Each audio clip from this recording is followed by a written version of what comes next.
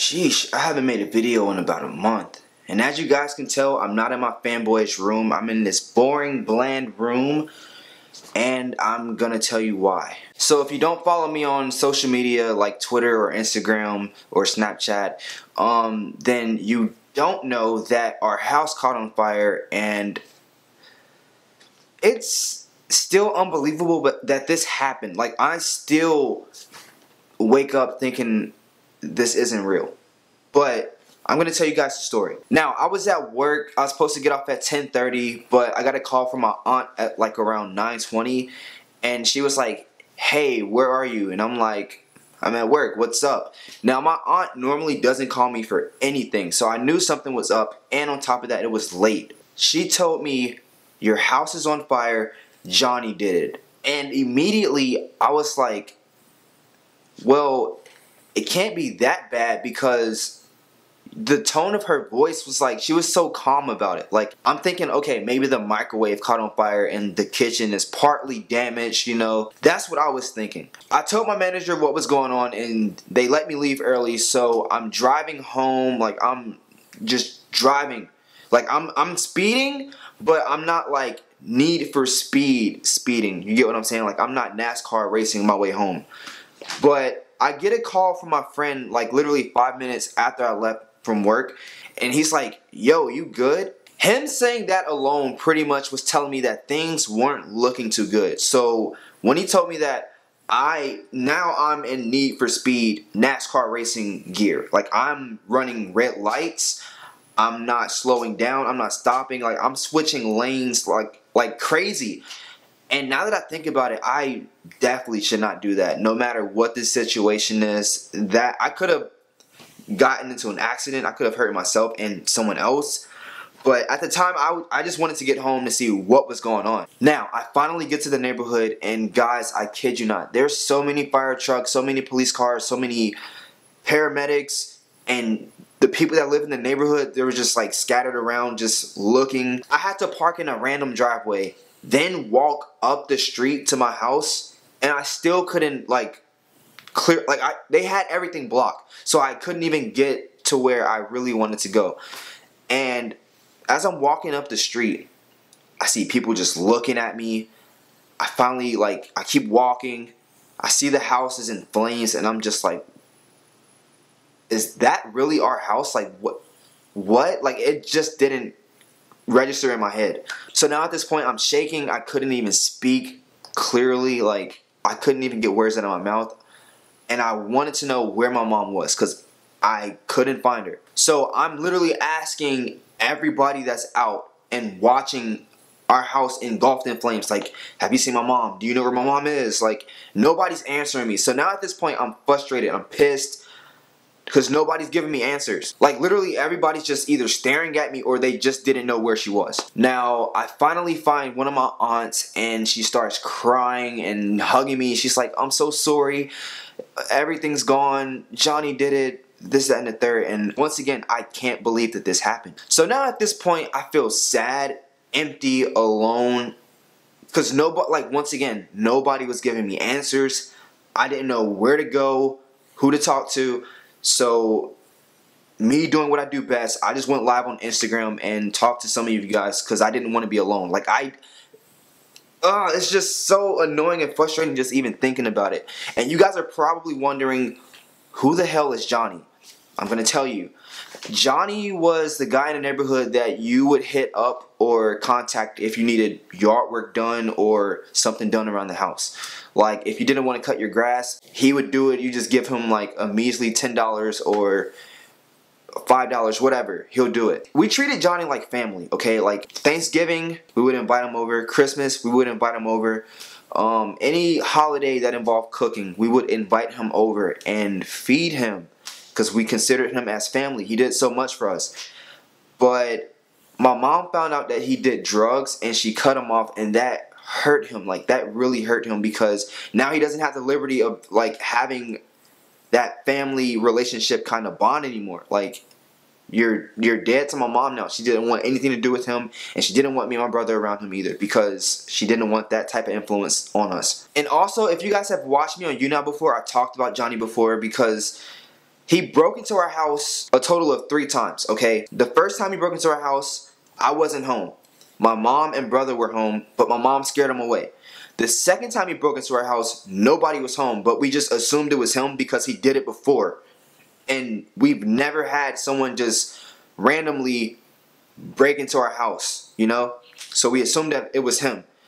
And after the second time, we got cameras around and inside the house, and we got ADT tech for security purposes. And you guys are probably thinking, okay, cool, safe and secure. No, because the third time, this happened. He broke into our house, and from what my friend was telling me, because I didn't know the full details until I got there and then I walked to my friend's porch. When I was live on Instagram talking to you guys, my friend told me that Johnny tried to rape and kill my mom. When he told me that, I wanted Johnny dead.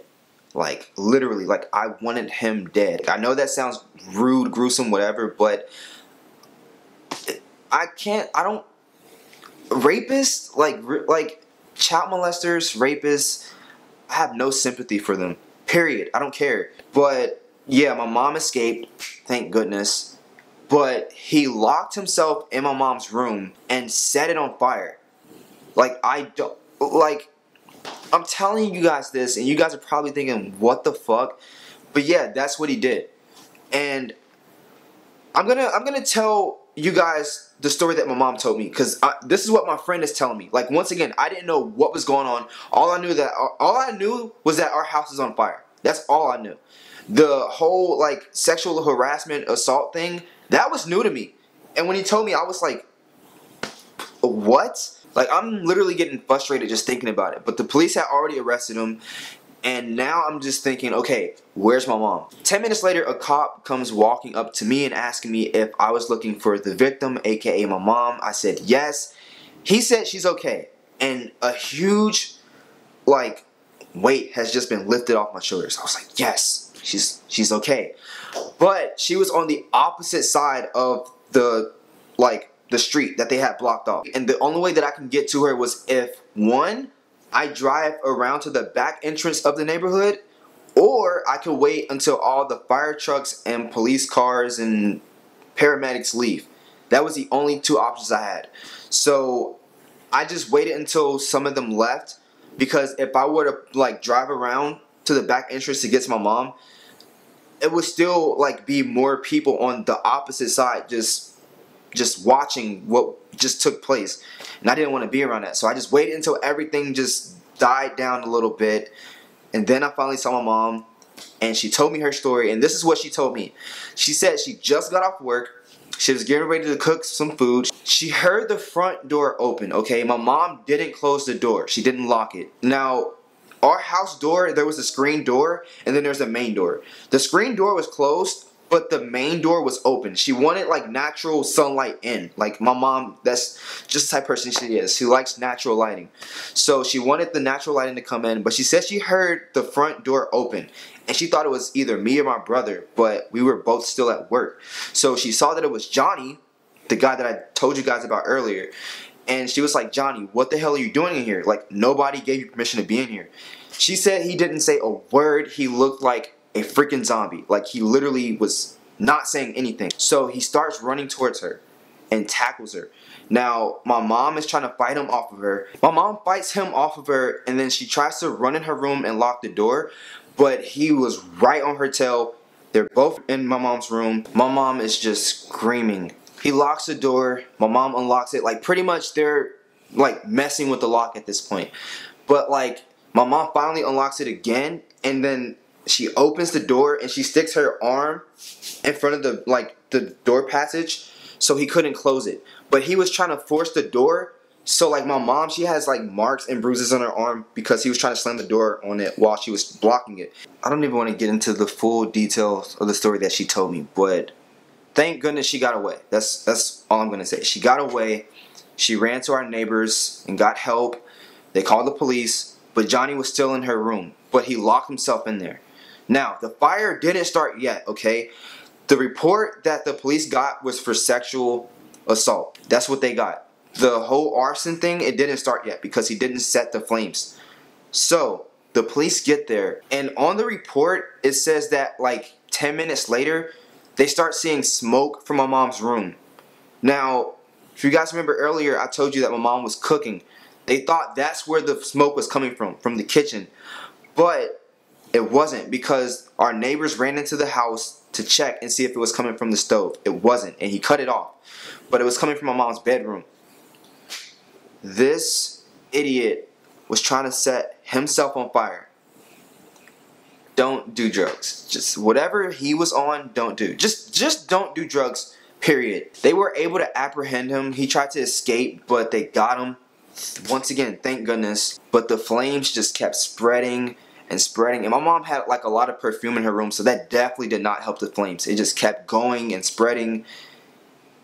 We lost everything. Like, the house is done. It's damaged. Now, my mom had insurance, thank goodness. Now, to make things worse, my other aunt pulls up with my knucklehead brother, and he thought it was a good idea to hop out the car and try to run inside the house that was just engulfed in flames and covered in tape, because we're not allowed on the property. Even though it's our house, we're not allowed on. We're not, because they're still like, we're not authorized to be on there right now. They're working on the flames. He thought it was a good idea to try to run inside the house to save his stuff. They detained him so quick. Like, the whole situation was just a mess. They eventually let him go, but it's like things just kept getting worse and worse. And at this point, I was just glad my mom was okay. I didn't care about losing everything inside the house, including the house. I just didn't care. I was just glad that my mom was here, and she's okay, and she was alive and well. That's all I care about. Now, that night of the fire, we stayed at my aunt's house, but I had to go to Walmart and get some clothes, because literally the only thing that I had was my work uniform. That's it. And luckily, my mom had like toothpaste, toothbrush, and pretty much all the essentials in her trunk. Thank the Lord for that. Also, that night, I pretty much FaceTimed my friend Steven the entire night, because things were just crazy. Shout out to Steven too, by the way.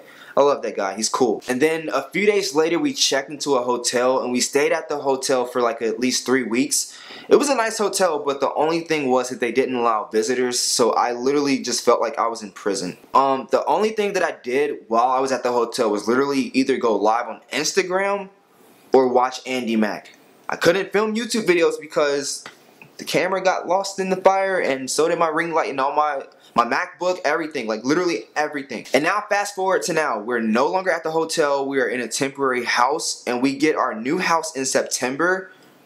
So yeah, we got a few more months until we get a brand new house. Like, this summer has honestly been so crazy. Like, I'm still glad that my mom is alive and well, and she's still here. And I'm also thankful for you guys and all my friends for being here for me. And I'm also glad that I got new equipment so I can post on YouTube again. And since I had to take this unexpected hiatus, I will post a video every day for 1 week starting today with this video. So you guys are going to get this video, and then you're going to get a video tomorrow, and then the day after that, then the day after that, and then yeah, it just keeps going. Gift just keeps on going. You guys are literally the best. I love you guys so much. Thank you so much for everything. Thank you for being here. Thank you for supporting me. Thank you for checking on me.